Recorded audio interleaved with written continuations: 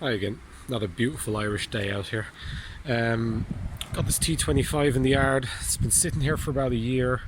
We had it fire up about a year ago for about 5-10 minutes and it conked out, and that was all I saw of it. Should have done a power washing video of it then, because it was very green, been parked under the bushes for a few years.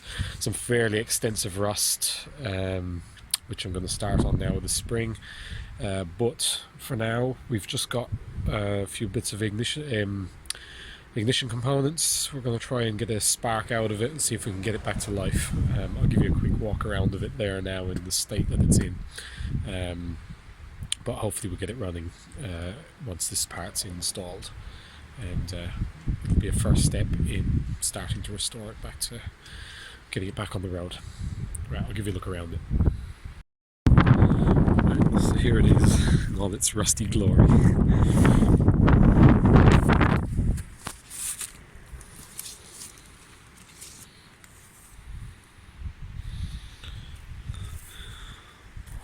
All the usual rot T25s tend to have.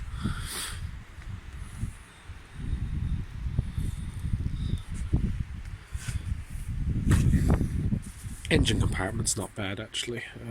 Bit grubby, but everything's there, and seals and stuff like that are quite good, and all the interior, despite the horrible coverings, is actually in reasonably good condition.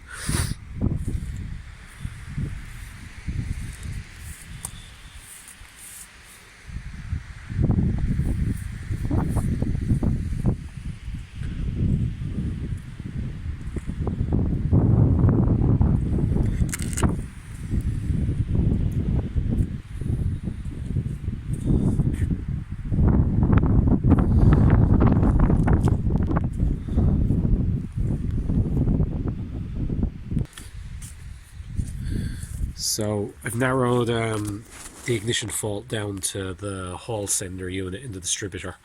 I've just got one delivered there today, so we're going to fit a new hall sender in there. Just a little part from Just Campers. Just checking the plug is slightly different on the ones they send you, but I think it'll actually still fit in, so I'm going to get that installed, and that'll be our first move in getting this thing up and going.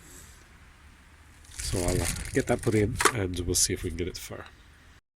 Okay, so that ignition thing's in. This is going to be a pretty quick video. It's started pouring rain. It's miserable out here, so I haven't checked it for spark, stupidly. I've just put the part in, and we'll give it a go, see there, does it fire.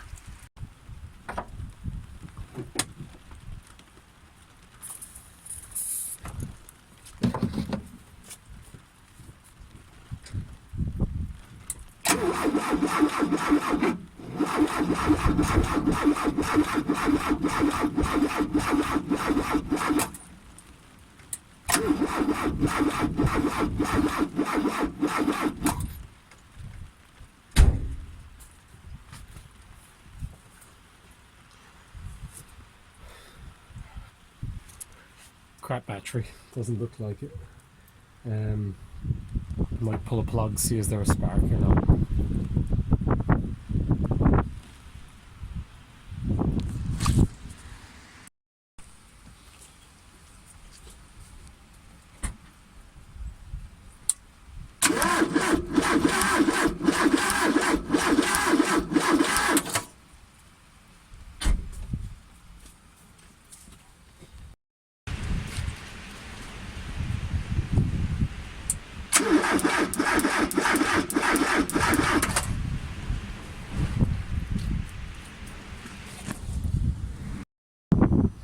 Okay, all the grounds are crap and stuff, so this cranking sounds slow.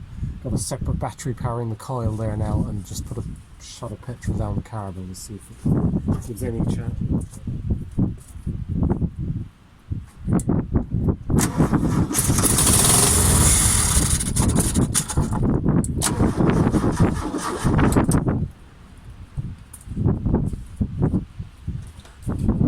Bit of life, hey.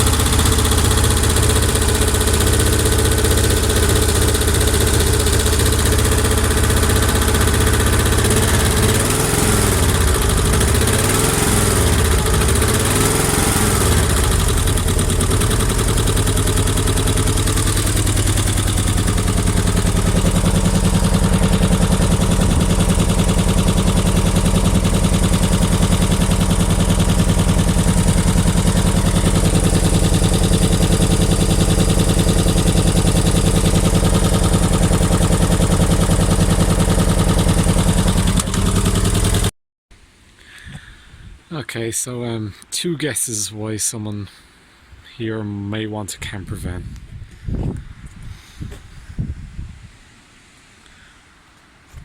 Weeks and weeks of gales and rain.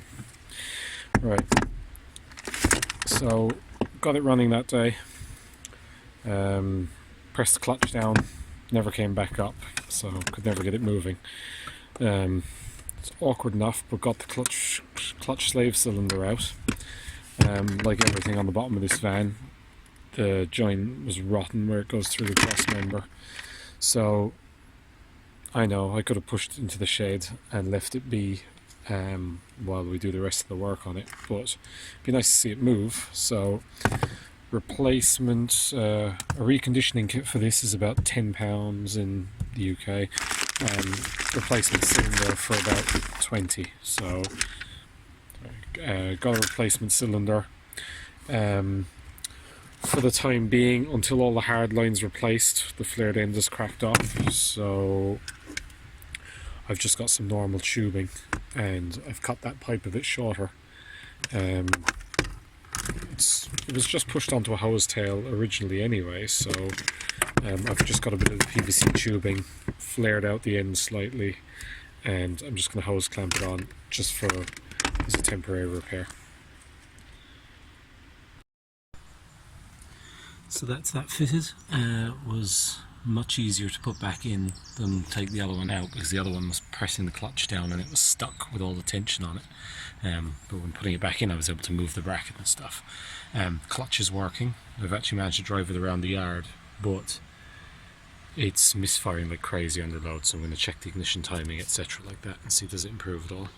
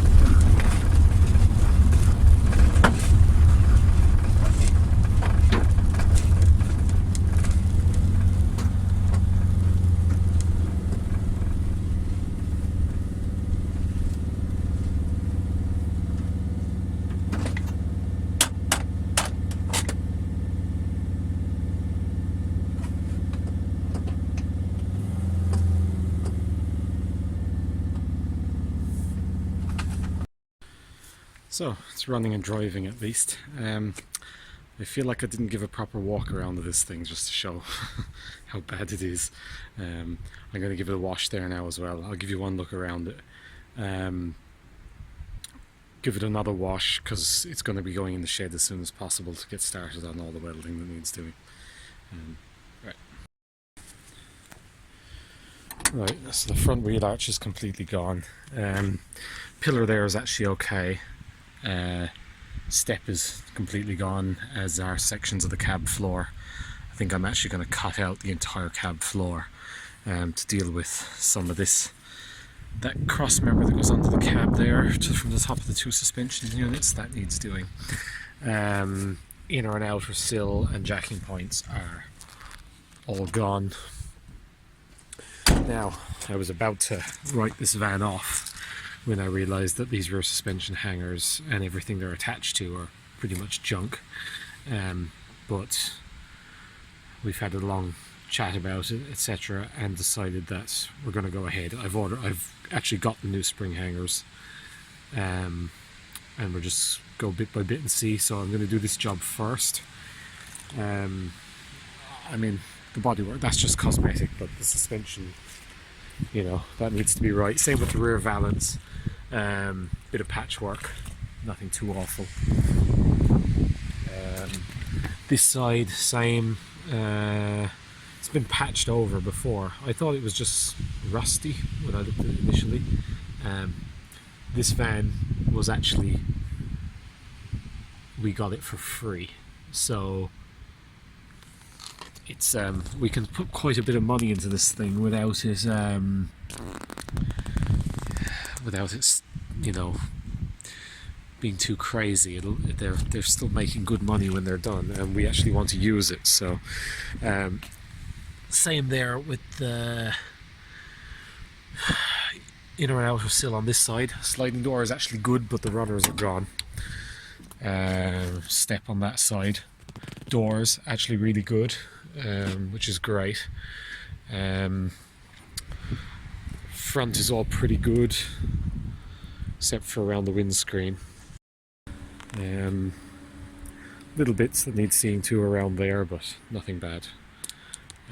Gutters, bit of a problem. Can't really do much with it because it's got the high roof set into it. It's only bad in sections though. Now, as for inside, it's been kept pretty good. I mean, the drawers are gone crap, but that's not an issue. It's got everything is still in it. It's power, switch panels, everything's all working. Yeah, it's all complete. 2 pivoting seats. It's got the 2 tables there. Radio speakers, leisure battery. You know, fridge, tin cooker. I know all this stuff isn't important when the van's needs a huge amount of work, but at least it's a bit of a incentive to keep going with it. Right, so I'm going to go give it a wash and get it ready to go in the shed.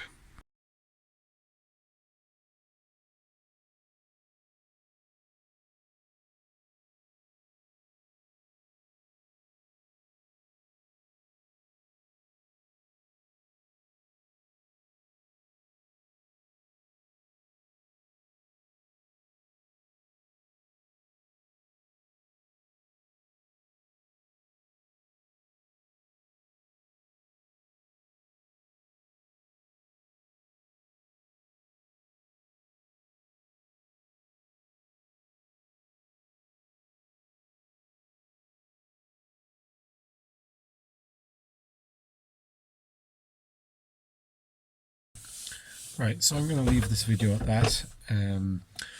Got to work on getting this thing into the shed. It's about 9 feet tall, so I have to make a few modifications to the shed to get it in. And I'll be getting started on the welding, etc. then and getting the interior pulled out. So if you'd like to follow the project, please like and subscribe to the channel, and we'll take it from there. Cheers.